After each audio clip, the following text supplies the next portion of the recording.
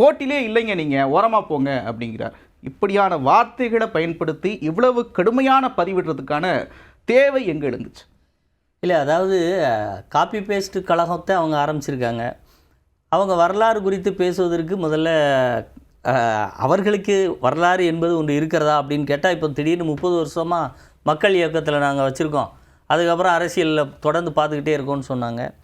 இப்போ இதில் நீங்கள் ஃபஸ்ட்டு ஒரு 10 வருஷத்தை எடுத்துக்கிட்டிங்கன்னா, அவர் நடித்த படங்களும் மாமியாருக்கு சோ போட்ட கதையிலேருந்து நம்ம பார்க்கலாம் எவ்வளோ சீர்திருத்த கதைகள் பண்ணி அந்த மக்கள் இயக்கத்தின் சார்பாக ஒருவேளை பண்ணியிருக்காங்க அப்படின்னு நம்ம எடுத்துகிட்டு வந்தோம்னா, இப்போ அதிமுக குறித்து இப்படி சொல்வதற்கு இவர்களுக்கு ஏதாவது அருகதை இருக்கா அப்படிங்கிறத நம்ம பார்க்கலாம். போட்டிலே இல்லை, ஓரமா நில்லுங்கன்றார். அவ்வளோ அவசரமா இவ்வளோ ஒரு பதிலடி கொடுக்க வேண்டிய தேவை ஏன் எழுதுன்னு கேட்குறேன். இல்லை, அதை தான் அப்படி சொல்லுகிற போது இப்போ ஏதாவது ஒரு இந்த பால்வாடி பாப்பா இந்த மாதிரி ஒரு ஸ்டேட்மெண்ட்டை கொடுக்கறதுக்கு முன்னாடி அதிமுகவினுடைய திட்டங்கள், அதிமுக இன்றைக்கு தேர்தலை கடைசியாக சந்தித்த தேர்தலில் என்ன பொசிஷனில் இருக்குங்கிறத தெரிஞ்சுக்கிட்டாவது பேசணும்.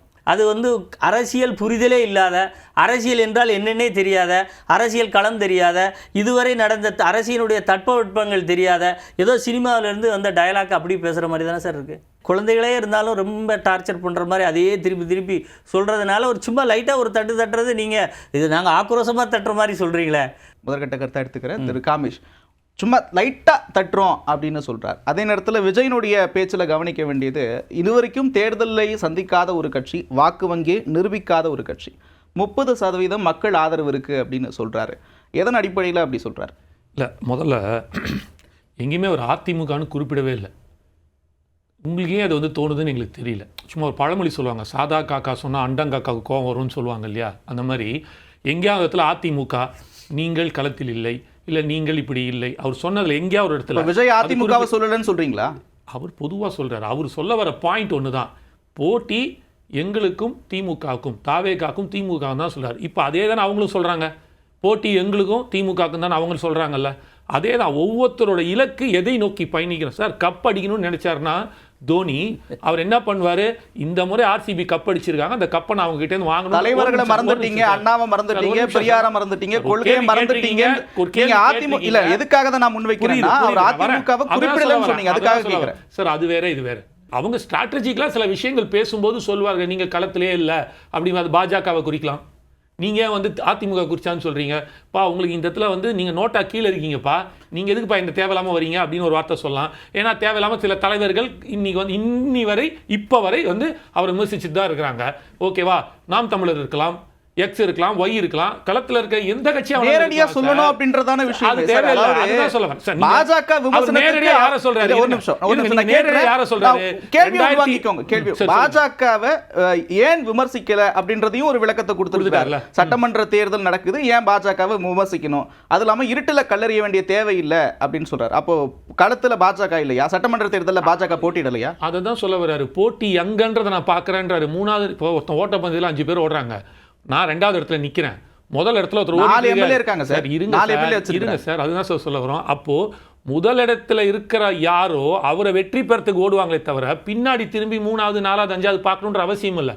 திமுகவை வீட்டுக்கு அனுப்பணும், நாங்க வரணும்னு சொல்றீங்க. இடையில அதிமுக ஒரு நிமிஷம் சார், நீங்க சொன்னதான் சொல்றேன். ஒரு ஓட்டப்பந்தயம் எடுத்துப்போமே, 3வது இடத்துக்கு நீங்க 3வது இடத்துல இருந்து ஓடிட்டு இருக்கீங்கன்னு வச்சுக்கிட்டா கூட, முதல் இடத்துல திமுக இருக்கிறாங்க, 2வது இடத்துல அதிமுக இருக்கிறாங்க.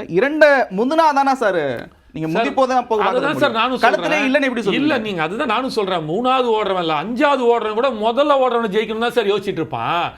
வழக்கமா கிராமங்களில் ஒரு சொல்லாடல் பயன்படுத்துவாங்க, ஆடு உறவு குட்டி பகை அப்படின்வாங்க. இங்க குட்டி உறவு ஆடு பகை அப்படின்ற கதையா எம்ஜிஆர் ஜெயலலிதா போன்ற தலைவர்கள கொண்டாடுறாங்க. இதை கொண்டாடலாம் இல்ல சார், நீங்க முதல்ல புரிஞ்சுங்க. 5 கொள்கை, அதான் இப்ப சொல்றேன்ல, இங்க எல்லாமே திசை திருப்பப்படுகிறது, நரேட்டிவ் செட் பண்ணப்படுது. இன்று வரை 5 கொள்கை தலைவர்கள் தான், இடையில எங்களுக்கு யாருமே கிடையாது, நேராக எங்களுக்கு கிழக்கு ஃபர்ஸ்ட் இடம் தான் அப்படின்னு சொல்கிறார். அதே நேரத்தில் சேலத்தில் பேசுகிறார், 11 தொகுதிகளில் 10 தொகுதிகளை அதிமுக கைப்பற்றிருக்கக்கூடிய இடத்துல அதிமுகவினுடைய பெயரை குறிப்பிடாமல் புறக்கணித்து விஜய் பேசியிருக்கிறார் அப்படின்றதான் அதை பார்க்க முடியுது. 30% மக்கள் ஆதரவு இருக்குன்னு சொல்கிறாரு. ஒட்டுமொத்தமாக அதிமுக வங்கியை பாயிண்ட் பண்ணுறாரா விஜய்? இல்லை, 30% ஆஸ்திரேலியா, அமெரிக்கா அந்த மாதிரி இடத்துலையா இல்லை தமிழ்நாட்டிலையா சார்? இல்லை, எனக்கு டவுட்டாக இருக்குது. சட்டசபை தேர்தல் இங்கே தானே நடக்குது, அப்படி தானே சொல்லுவார். இல்லை, பேரை சொல்ல, இப்போ நண்பர் என்ன சொன்னார், பேரை சொல்லவே நாங்கள் சொன்னோமா அதிமுக பேரை சொல்ல தெரியல. எந்த கட்சியிலேருந்து வாக்கு எப்படி பிரிஞ்சுதுன்னு சொல்ல தெரியல. ஆனால் 30% இருக்குன்னு சொல்றது ஒரு நரேட்டிவ் செட் பண்ணிட்டு இருக்கார். தொடக்கத்துல இருந்து திமுகவுக்கும் தாவேக்காவுக்கும் இடையே தான் போட்டின்னு சொல்றாரு. அப்போ அதிமுகவுடைய வாக்குகள் அறுவடை பண்ணணும்ன்ற ஒரு எண்ணம் விஜய்க்கு இருக்குன்னு புரிஞ்சுக்க முடியாது. அப்படியெல்லாம் புரிஞ்சுக்கவே முடியாது. இதே மாதிரி பல பேர் வந்திருக்காங்க. நான் காப்பி கலர் எம்ஜிஆர், கருப்பு எம்ஜிஆர், சிவப்பு எம்ஜிஆர், வெள்ளை எம்ஜிஆர் சொன்னவங்கெல்லாம் கடைசியில் எங்களுக்கு ஓட்டு வாங்கி கொடுத்துட்டு தான் போயிருக்காங்களே ஒழிய எங்களுடைய வாக்கு வங்கியோ ஓட்டவோ அவங்களுக்கு இறுதி வரை தொட்டு பார்க்க முடியவில்லை என்பதுதான் வரலாறு. சார், எடப்பாடியார் சர்க்கார் படமே கிடையாது சார். சர்க்கார் படத்துக்கு எடப்பாடியார் வேணும். இல்ல சர்க்கார் படத்துக்கு எடப்பாடியார் வேணும், ரிலீஸ்க்கு ஆள் வேணும். இல்ல ஆனா இப்போதைக்கு எடப்பாடியார் யாருனே தெரியாதுன்னு சொல்றவங்கள இன்னும் அப்டேட் ஆகாத கட்சின்னு கூட வச்சுக்கோங்க சார். சார், முதல்ல 5 தலைவர்களை சொல்றாங்க, அதுக்கப்புறம் அண்ணாவை சொன்னாங்க மெதுவா, அப்புறம் புரட்சி தலைவர் சொன்னாங்க, புரட்சி தலைவர் அம்மாவை சொன்னாங்க. இப்ப நல்லா படிச்சுட்டு வந்தாங்கன்னா திமுக ஆட்சியை தீய சக்தின்னு சொல்றது உண்மையாக இருந்தால் திமுக ஆட்சிக்கும் அதிமுக எடப்பாடியார் ஆட்சிக்கும் இந்த 4.5 ஆண்டு ஆட்சியை கம்பேர் பண்ணா எடப்பாடியார் வாழ்கன்னு சொல்லணுங்க. அப்பதான் அது ப்ராப்பர் அப்டேஷன். இந்த அப்டேஷனை நோக்கி தான் வந்துகிட்டு இருக்காங்க சார். இவங்களை நல்ல அழகாக வாட்ச் பண்ணுங்க. விஜயே இப்போ தான் படிச்சுட்டு வராப்புல அரசியல் ஒவ்வொரு காலகட்டத்தில். அண்ணாவோ பெரியாருக்கு அப்புறம் அண்ணா ஒருத்தர் வந்தாரா, ரைட் அண்ணா, அப்போ அண்ணாவை சேர்த்துக்கோங்க. அதுக்கப்புறம் எம்ஜிஆர் வந்தாரா, அப்போ புரட்சி தலைவர் சேர்த்துக்கோங்க. அதுக்கப்புறம் அம்மா வந்திருக்காங்களே, நம்மளே போய் பார்த்துருக்கோம், தலைவாக்கெல்லாம் போய் கூத்தாடி இருக்கோம். கட்சி அனுபவம் இல்லாத கட்சி, புரிதல் இல்லாத கட்சின்ற பாயிண்ட்டை முன் வைக்கிறீங்க. அப்புறம் ஏன் பதட்டப்படுறீங்க? நாங்கள் பதட்டப்படல. அவ்வளோ காட்டமான ஒரு விமர்சனத்தை வைக்கிறீங்க சார். நாங்கள் வச்சது காட்டமே கிடையாது சார். இது ரொம்ப ஜாலியா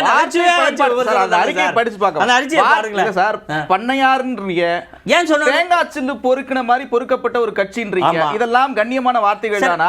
50 ஆண்டு கால வரலாறு இருக்கக்கூடிய ஒரு கட்சி பயன்படுத்த வேண்டிய வார்த்தைகள் தானா? ரொம்ப இயல்பான வார்த்தை. என்ன நான் சொல்றேன் அதுக்கு, பனையூர் பண்ணையார் அப்படின்னு ஏன் சொன்னோம்னா எங்களுக்கு அவர் தெரியாது. அவருடைய எக்கனாமிக்கல் ஸ்டேட்டஸ் வந்து பண்ணையாரா இல்லை மிடில் கிளாஸா இல்லை ரொம்ப லோயர் கிளாஸான்னு எங்களுக்கு தெரியல. ஆனால் அவர் தான் வந்து என்ன சொன்னார்னா, என்னுடைய மார்க்கெட் வேல்யூ தெரியுமா, நான் எவ்வளோ ரூபாயை விட்டுட்டு வந்திருக்கேன் தெரியுமா, எவ்வளோ சம்பாதிக்கிறேன் தெரியுமான்னாரு. அப்போ நிறைய சம்பாதிக்கிறவர் பண்ணையார் தானே சார் சொல்ல முடியும். அதில் என்ன தப்பு இருக்குது? இதில் ஏதாவது மிஸ்டேக் இருக்கான்னு நீங்கள் சொல்லுங்கள். பண்ணையாராக வந்திருக்கீங்க, பண்ணையாராக வந்து நீங்கள் என்ன செஞ்சுருக்கணும் மக்களுக்கு? இதுவரை உங்களால் பயனடைந்தவர்களை விட உங்களை பார்க்க வந்தவர்கள் இறந்தவர்களுடைய எண்ணிக்கை இன்றைக்கி 50 ஆகிப்போச்சு. ஒரு கட்சி ஆரம்பித்து பலனே பெறாமல் 50 பேர் உயிரிழந்திருக்காங்களே சார். பண்ணையார் தனம் தானே சார் இது? இதில் எங்கேயாவது மக்கள் நலன் சார்ந்த சிந்தனை ஓட்டம் இருக்கா? தன்னை நம்பி வந்தவனை காப்பாற்றக்கூடிய அந்த செயல் திட்டம் இல்லையே. நீங்கள் எப்படி அதாவது வந்த 5000 பேர் 10,000 பேர்லேயே இவரு பேரை இழப்புக்கு காரணமாக இருக்கீங்கன்னா 6 கோடி மக்கள் 8 கோடி மக்களை நீங்கள் எப்படி சார் நிர்வகிக்க முடியும்? விக்கிரவாண்டி தொடங்கி சேலம் வரைக்கும் உயிரிழப்புகள் 50,000. உங்களை நம்பி எப்படி 6 கோடி மக்களுக்கு ஆட்சி செய்கிற அதிகாரத்தை கொடுக்க முடியும்? உங்களுக்கு என்ன அனுபவம் இருக்கு? எடப்பாடி சொல்றாரு திறனற்றவர் அப்படின்னு சொல்றாரு. Super sir. ஏன்னா 13 பேர் சுட்டுக் கொல்லும் போது நடந்தது அது ஆக்சிடென்ட். இது ஆக்சிடென்ட்டா? இது ஒரு கொலை. 13 பேர் வரங்க சார். யார் தெரிவிக்கல சார்? விஜய் வருத்தம் தெரிவிக்கல. நீங்க அப்டேட்ல இல்லன்னு அர்த்தம். அந்த 41 குடும்பத்தையும் தத்தெடுத்து சார் நேற்று அடுத்த 20 நடந்த வருஷத்துக்கு அவங்கள அந்த குடும்பத்தை தத்தெடுத்து இங்க பண்ணிட்டு இருக்காரு. ரெண்டாவது, நீங்க ஒரு மாநாட்டில் இறந்து போறான்னு நீங்க சொல்றீங்க தெரியுமா? அந்த முதல் மாநாட்டில் விக்கிரவாண்டி மாநாட்டில் செத்த 4 பேருமே மாநாட்டில் இறந்தவர்கள் அல்ல.